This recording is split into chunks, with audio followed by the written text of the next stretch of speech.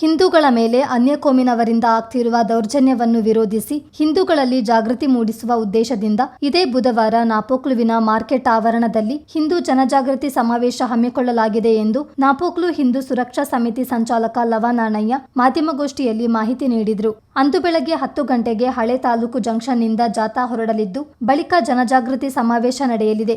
ಜಿಲ್ಲೆಯ ಹಿಂದೂಗಳು ಗರಿಷ್ಠ ಸಂಖ್ಯೆಯಲ್ಲಿ ಪಾಲ್ಗೊಳ್ಳಬೇಕೆಂದು ಅವರು ಮನವಿ ಮಾಡಿದರು. ನಾಪೋಕ್ಲಿನಲ್ಲಿ ಗೌತಮ್ ಎಂಬವರ ಮೇಲೆ ಮತಾಂಧ ಶಕ್ತಿಗಳು ನಡೆಸಿದ ಹಲ್ಲೆಯ ಬಗ್ಗೆ ಇನ್ನೂ ಪೂರ್ಣ ತನಿಖೆಯಾಗಿಲ್ಲ. ಅಲ್ಲದೆ ಅಲ್ಲಿನ ಪಟ್ಟಭದ್ರ ಹಿತಾಸಕ್ತಿಗಳು ಪೊಲೀಸರ ಮೇಲೆ ಪ್ರಭಾವ ಬೀರಿದ್ದಾರೆ. ಇಂದಿಗೂ ನಾಪೋಕ್ಲು ವ್ಯಾಪ್ತಿಯಲ್ಲಿ ಹಿಂದೂಗಳು ಭಯದಿಂದಲೇ ಕಾಲ ಕಳೆಯುತ್ತಿದ್ದಾರೆ. ಕಾಂಗ್ರೆಸ್ ಮುಖಂಡರೊಬ್ಬರ ಪುತ್ರ ಕೃತ್ಯದಲ್ಲಿ ಶಾಮೀಲಾಗಿದ್ದರೂ ಆತನನ್ನು ಸಮರ್ಥಿಸಿಕೊಳ್ಳಲಾಗ್ತಿದೆ. ಘಟನೆಯನ್ನು ಖಂಡಿಸಬೇಕಿದ್ದ ಸಭ್ಯ ಸಮಾಜ ಮೌನ ವಹಿಸಿ ಇಡೀ ಕೃತ್ಯವನ್ನು ಸಮರ್ಥಿಸಿಕೊಳ್ತಿದೆ. ಇದನ್ನು ನಾವು ಪ್ರಚೋದನೆ ಎಂದೇ ಭಾವಿಸಬೇಕಿದೆ ಎಂದು ಲವನಾಣಯ್ಯ ಹೇಳಿದರು. ಹಿಂದೂಗಳು ಇನ್ನಾದರೂ ಒಗ್ಗಟ್ಟಾಗದಿದ್ದರೆ ಅಪಾಯ ಕಟ್ಟಿಟ್ಟ ಬುತ್ತಿ. ಈ ಹಿನ್ನೆಲೆಯಲ್ಲಿ ಜಾಗೃತಿಗಾಗಿ ಸಮಾವೇಶ ನಡೆಸಲಾಗ್ತಿದ್ದು, ಎಲ್ಲಾ ಜಾತಿ ಜನಾಂಗದವರು ಪಾಲ್ಗೊಳ್ಳಬೇಕೆಂದು ಅವರು ಮನವಿ ಮಾಡಿದರು. ಇದನ್ನು ಹಿಂದೂ ಸಮಾಜ ಸಹಿಸಲಿಕ್ಕೆ ಸಾಧ್ಯವೇ ಇಲ್ಲ. ಯಾಕೆಂದ್ರೆ ಅವರಿಗೆ ಶಿಕ್ಷಣ ಕೊಡೋ ಸಂದರ್ಭದಲ್ಲಿ ಒಂದು ಪೊಲೀಸ್ ಲ್ಯಾಂಗ್ವೇಜ್ ಅವರಿಗೆ ಒಂದು ಪನಿಷ್ಮೆಂಟ್ ಅನ್ನು ಆಗಲೇ ಕೊಟ್ಟಿದ್ರೆ ಅವರಿಗೆ ಭಯವನ್ನು ಇರಲಿಲ್ಲ. ಇದರ ಹಿಂದೆ ಶಕ್ತಿ ಯಾರಿದ್ದಾರೆ ಅಂತ ನೋಡಬೇಕಾಗಿದೆ. ಈ ರಾಜ್ಯದಲ್ಲಿ ನಮ್ಮ ಪೊಲೀಸರಿಗೆ ತುಂಬಾ ದಕ್ಷರಾಗಿದ್ದಾರೆ. ಎಲ್ಲ ಒಂದು ತನಿಖೆಯನ್ನು ಅತ್ಯಂತ ಸುಸ್ಥಿರವಾಗಿ ನಡೆಸ್ತಾರೆ. ಎಲ್ಲ ಒಂದು ಹೆಸರುವಾಸಿಯಾದಂಥ ಒಂದು ಪೊಲೀಸ್ ಇಲಾಖೆ. ಆದರೆ ನಾಪೋಕ್ಲಿನಲ್ಲಿ ಪೊಲೀಸ್ ಇಲಾಖೆಗೆ 100% ನಿಷ್ಕ್ರಿಯವಾಗಿರುವುದು ನಮಗೆ ಕಾಣ್ತಾ ಇದೆ. ಒಟ್ಟಿನಲ್ಲಿ ಯಾವುದೂ ಸಹ ಎಲ್ಲೂ ಸಹ ಇಂಥ ಒಂದು ಪರಿಸ್ಥಿತಿ ಇಲ್ಲ. ಯಾಕೆ ಅಂತ ಹೇಳಿದ್ರೆ ಪಟ್ಟಭದ್ರ ಹಿತಾಸಕ್ತಿಗಳು ಅವರಿಗೆ ಪೋಷಕರಾಗಿರ್ತಕ್ಕಂಥ ಕೆಲವು ಶಕ್ತಿಗಳು ಅವರಿಗೆ ಸಹಕಾರ ಕೊಡೋದನ್ನು ನಾವು ಕಾಣ್ತಾ ಇದ್ದೀವಿ. ಇದರಿಂದಾಗಿ ನಮ್ಮ ನಾಪೋಕ್ಲಿಗೆ ಸುಮಾರು 24 ಗ್ರಾಮಗಳು ಒಳಪಟ್ಟಿರ್ತವೆ. 24 ಗ್ರಾಮಗಳಿಂದ ತಮ್ಮ ದಿನನಿತ್ಯದ ಸಾಮಾನನ್ನು ಖರೀದಿಸಲಿಕ್ಕೆ ಎಲ್ಲ ಕೆಲಸಕ್ಕಾಗಿ ನಾವು ನಾಪೋಕ್ಲು ಡಿಪೆಂಡ್ ಆಗಿದೆ. ಅದೊಂಥರ ನಮಗೆ ನಮ್ಮ ತಾಯಿ ಮಡಿಯುತ್ತಾರೆ. ಅಲ್ಲಿ ಬಂದಾಗ ಈ ಒಂದು ಹಿಂದೂ ಸಮಾಜವನ್ನ ಒಂದು ಇತರನ್ನ ಬೆದರಿಸಿ ಹಲ್ಲೆ ಮಾಡುವಂಥದ್ದು ಈ ಒಂದು ಮುಸ್ಲಿಂ ದುಷ್ಕರ್ಮಗಳಿಗೆ ಮಾಮೂಲಿ ಆಗಿಬಿಟ್ಟಿದೆ. ಯಾಕೆಂದ್ರೆ ಮೊನ್ನೆ ಒಂದು 27 ತಾರೀಕು ನಡೆದಂಥ ಘಟನೆಯನ್ನು ನಾವು ಪ್ರತಿಭಟನೆ ಮೂಲಕ ಅದನ್ನು ನಾವು ಒಂದು ಕಾರ್ಯರೂಪಕ್ಕೆ ಮಾಡಿದ್ದೀವಿ, ಬಂದೋಬಸ್ತ್ ಮಾಡಲಿಕ್ಕೆ ಮಾಡಿದ್ದೀವಿ. ಆದರೆ ನಾಪೋಕ್ಲಿನಲ್ಲಿ ಇದು ದಿನನಿತ್ಯ ನಡೆಯುವಂಥ ಯಾವುದೊಂದು ವಾಹನ ಫಾಸ್ಟ್ ಆಗಿ ಹೋಗಿರೋದು, ಆ ಕಡೆ ಚಿಕ್ಕ ಚಿಕ್ಕ ಅಪಘಾತಗಳಾದ ತಕ್ಷಣ 108 ಜನರು ಸೇರಿಕೊಂಡು ಒಂದು ಸ್ಟೇಷನ್ಗೆ ಮುತ್ತಿಗೆ ಹಾಕಿ ಇಲ್ಲಿ ಒಂದು ಹಿಂದೂ ಬಾಂಧವರಿಗೆ ಅಥವಾ ನಮ್ಮ ಎಲ್ಲ ಅಣ್ಣ ತಮ್ಮಂದಿರಿಗೆ ಹೊಡೆಯುವಂಥ ಕೆಲಸವನ್ನು, ಹಲ್ಲೆ ಮಾಡುವಂಥ ಕೆಲಸವನ್ನು ದಿನನಿತ್ಯ ಆಗ್ತಾ ಇದೆ. ಕೆಲವು ಜನರು ಮಾನಕ್ಕೆ ಹಂಚಿ ಈ ಒಂದು ಕಾನೂನಿಗೆ ಎದುರುಕೊಂಡು ಇದರ ಸಾಹಸೇ ಬೇಡ ಅಂತ ಹೇಳಿ ಸುಮ್ಮನೆ ಕೂರಂತ ಒಂದು ವ್ಯವಸ್ಥೆ ಆಗ್ತಾ ಇದೆ. ಇದರಿಂದಾಗಿ ಭಯದ ವಾತಾವರಣವನ್ನು ನಾಪೋಕ್ಲಿನಲ್ಲಿ ಮಾತ್ರ ನಿರ್ಮಾಣ ಆಗಿದೆ. ಯಾಕೆ ಹೀಗೆ ನಿಮ್ಗೆ ಗೊತ್ತಿರಬಹುದು. ಇಲ್ಲೇ ಇದೇ ವೇದಿಕೆಯಲ್ಲಿ ಇಸ್ಮಾಯಿಲ್ ಅಂತಕ್ಕಂಥ ವ್ಯಕ್ತಿ ಒಂದು ಪಕ್ಷದ ಹಿಂದೂ ಜಾಗರಣ ವೇದಿಕೆ ಪ್ರಮುಖರಾದ ಅಜಿತ್ ಕುಕೇರ ಮಾತನಾಡಿ, ಈ ಬೆಳವಣಿಗೆ ವಿರುದ್ಧ ಹಿಂದೂಗಳು ಜಾಗೃತರಾಗದ ಹೊರತು ನಮ್ಮ ನಾಶಕ್ಕೆ ನಾವೇ ಕಾರಣರಾಗಬೇಕಾಗುತ್ತದೆ. ನಮ್ಮ ರಕ್ಷಣೆಗೆ ನಾವೇ ಮುಂದಾಗಬೇಕು. ಈ ಹಿನ್ನೆಲೆಯಲ್ಲಿ ಜಾಗೃತ ಸಮಾಜ ನಿರ್ಮಾಣವಾಗಬೇಕಿದೆ ಎಂದರು. ಭಯೋತ್ಪಾದನೆಗೆ ಪ್ರೇರಣೆ ಕೊಡತಕ್ಕಂತ ಒಂದು ಧರ್ಮ ಅಂತ ಹೇಳಿದ್ರೆ ಅದು ಇಸ್ಲಾಂ. ಇವತ್ತು ಇಸ್ಲಾಂ ಎಲ್ಲೆಲ್ಲಿದೆ ಅಲ್ಲೆಲ್ಲವೂ ಕೂಡ ಭಯೋತ್ಪಾದನೆಗಳು ಯಥೇಚ್ಛವಾಗಿ ನಡೀತಾ ಇದೆ. ನಮ್ಮ ದೇಶದಲ್ಲೂ ಕೂಡ ಅಷ್ಟೇ. ಎಲ್ಲೆಲ್ಲಿ ಮುಸಲ್ಮಾನರ ಬಾಹುಳ್ಯಗಳು ಜಾಸ್ತಿ ಇದೆ ಅಲ್ಲಿ ಹಿಂದೂಗಳನ್ನ ಒಕ್ಕಲೆಬ್ಬಿಸತಕ್ಕಂಥ ಪ್ರಯತ್ನಗಳು ಆಗ್ತಾನೆ ಇದೆ.